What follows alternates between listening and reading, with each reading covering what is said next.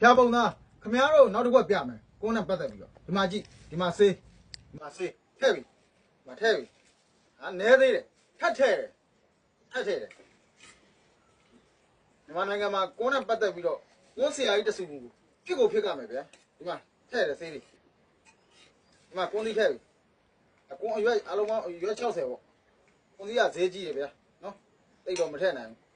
လိုက်ပြီ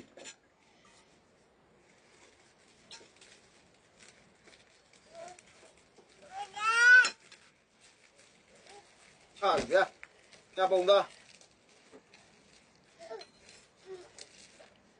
ညပုံသား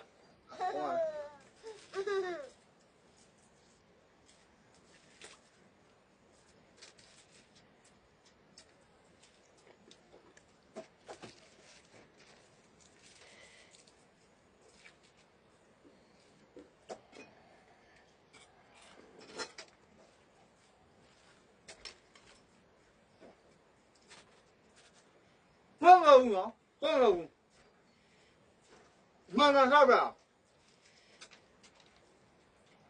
အခါမှာခုမှန်ပါဖျားပုံသား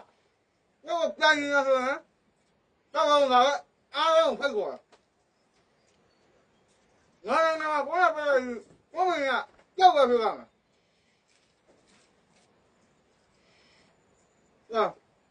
နောက်အားလုံးပေါင်းနေတယ်လည်းပဲရှယ်ပေးရပါကိုယ်မြင်အောင်လို့ရှယ်ပေးပါကိုယ်ကျုပ်ကိုထိတ်လန့်အောင်နောက်ရှယ်ပေးရပါဝိုင်းပြီးတော့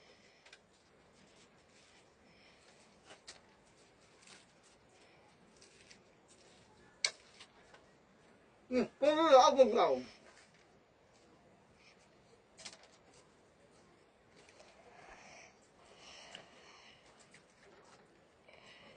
နည်းမူးပါ